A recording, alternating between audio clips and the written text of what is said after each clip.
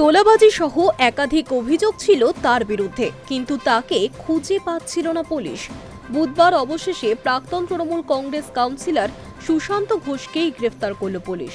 পুরী থেকেই গ্রেফতার করা হয়েছে তাকে।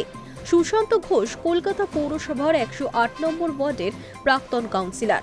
বুধবার পুলিশের গুন্ডা দমন শাখার আধিকারিকেরা পুরী থেকে সুশান্ত ঘোষকে গ্রেফতার করেছে। জানা গিয়েছে তার বিরুদ্ধে তোলাবাজি, কাটমানি, দুর্নীতি সহ হুমকি দেওয়ারও অভিযোগ রয়েছে। সুশান্ত ঘোষকে নিয়ে কলকাতা পৌরসভার 10 জন প্রাক্তন কাউন্সিলর গ্রেফতার হলেন।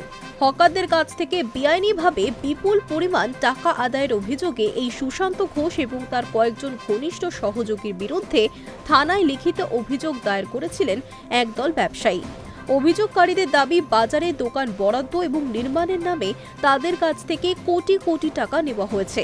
পূর্ব কলকাতার আনন্দপুর থানায় অভিযোগ জমা দিয়েছেন একটি বাজারের হকার্স কমিটির অন্তত 130 জন সদস্য।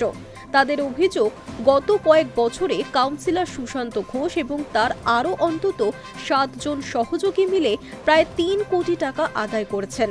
এরপরই কার্যত বেপাত্তা হয়ে গিয়েছিলেন কাউন্সিলর। এলাকায় দেখা মিলছিল না, একাধিকবার ফোন করা হলেও পাওয়া যাচ্ছিল না।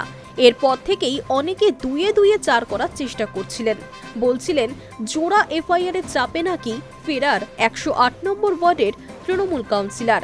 তাকে খুঁজে না পাওয়া গেলেও বেলদার ওড়িশা সীমান্ত থেকে গ্রেফতার করা হয়েছে তার গাড়ির চালককে। এবার খোদ প্রাক্তন কাউন্সিলরই পুলিশের জালে। শুধু দোকানের জায়গা বরাদ্দই নয়, নতুন করে তৈরি হওয়া বেশ কিছু দোকানও বিক্রি করা হয়েছিল বলে অভিযোগ। ব্যবসায়ীদের দাবি, প্রত্যেকটি দোকান প্রায় 6 লক্ষ টাকা করে বিক্রি করা হয়েছে।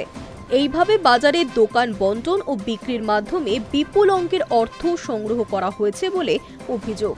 অভিযোগে বলা হয়, 2022 সাল থেকে 2023 সালের মধ্যে বাজারে নতুন করে টিন ও শাটার লাগানো বেশ কিছু দোকান তৈরি করা হয়। সেই সময় ব্যবসায়ীদের জানানো হয়েছিল কে কত বড় দোকান পাবেন তা নির্ধারণ করবে একটি নির্দিষ্ট গোষ্ঠী।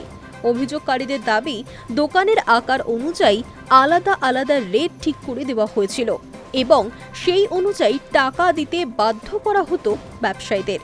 ব্যবসায়ীদের দাবি, তাদের কাছ থেকে যে অতিরিক্ত টাকা নেওয়া হয়েছে তদন্তের মাধ্যমেই তা চিহ্নিত করে ফেরত দেওয়ার ব্যবস্থা করা হোক। এসবের মধ্যেই গায়েব হয়ে গিয়েছিলেন Sushanta Ghosh. Hi news network.